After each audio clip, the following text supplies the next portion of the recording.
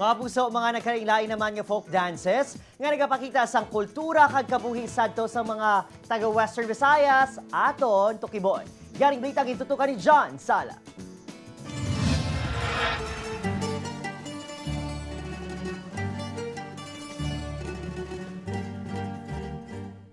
Isa kasahi isang pagpreserba sang kultura. Pagpangabuhi sang una kag istorya sa mga Pilipino sadto ang ginpaagi sa makalilingaw nga presentasyon sang pagsaot ang mga folk dances.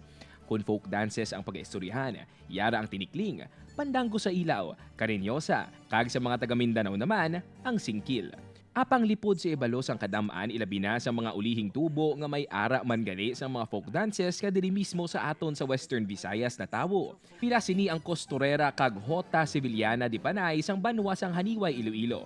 Hota San Joaquinia kag Karinyosa sang banwa sang San Joaquin. La Concordiana sang Bingawan Iloilo. Venerasyon kag Inalimango sang Capiz. Lanceros de Negros sang Negros Occidental kag madamo pa.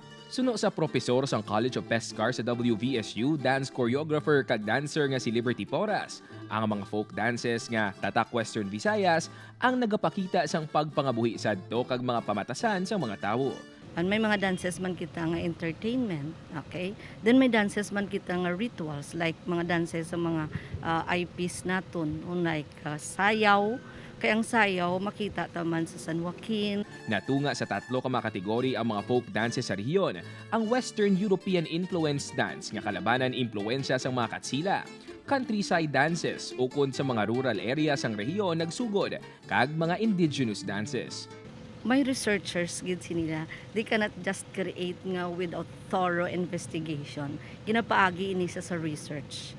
Importante sino kay Porras nga hindi lang subo nga National Arts Month naton hatagan sang pagtamod ang mga folk dances, bangod ini ang hindi lang nagapakita sang talento, kundi sang manggaranon nga kultura sang mga Pilipino.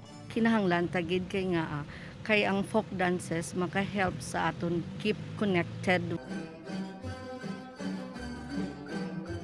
Upod kay Cirilo Duque, John Sala, One Western Visayas.